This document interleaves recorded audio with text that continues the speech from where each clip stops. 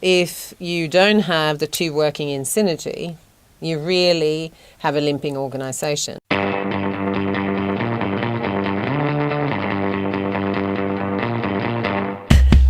I'm delighted to have Maria Nordstrom with me again.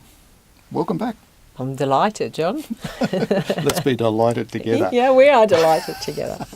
Hey, great string. I think we've had 9 separate interviews together so far, and I've loved them. Really loved them, and I think the audience has been enjoying them as well. Thank you very much for that. One thing that crossed my mind, and I know you talk about it a little bit, is customer first or employee first in this culture that we're talking about. We're building a high performance culture. Who do we put first, the customer or the employee? Very good question, John. Chicken or the egg, isn't it? Perhaps.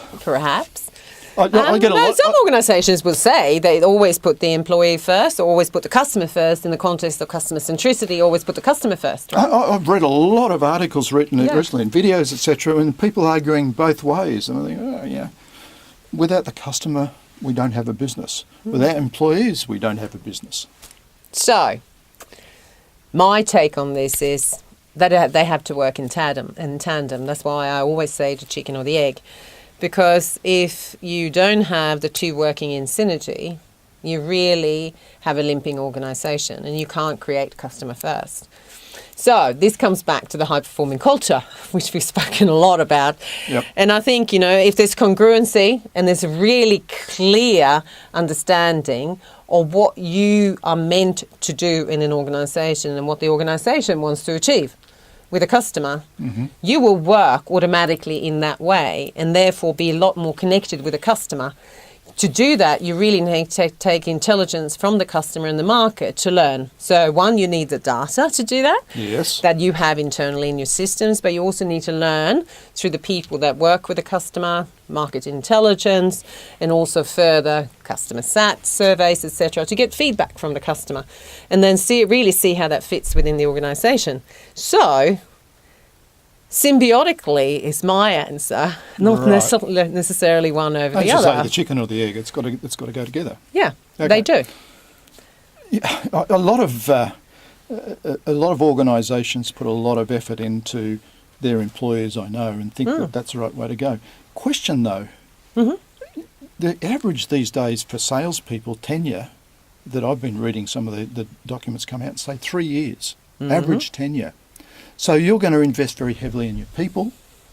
Are they going to leave? Is in a high-performance culture, what is the tenure you achieve, the average tenure for salespeople? It's longer than the average tenure. So Yeah, that is one of the key things.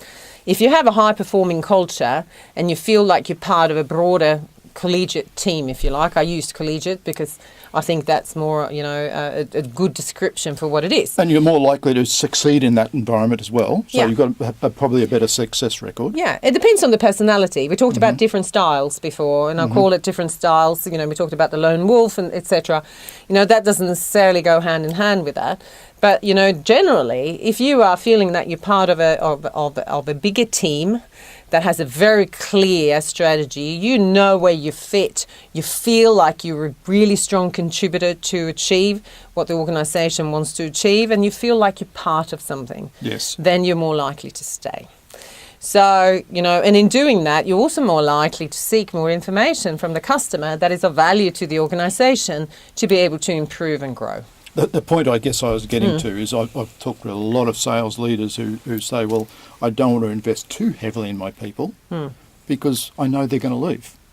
Well, if everybody thinks like that, then you're always going to have people that you need to invest in. But if everybody thought they needed to invest in the people, even if they move on, you bring somebody in, and they'll already have some level of training as well. So then becomes but not in your culture. Not in your culture. But they will have basic training, but not in the culture. Absolutely. And it takes time for that. So it's much better to retain your people than have the revolving door. Yeah.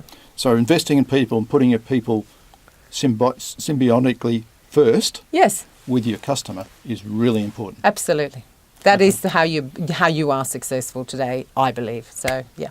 Maria, thank you very much. Really love the time we've spent together. Thank you, John. It's been a great pleasure. Thank you.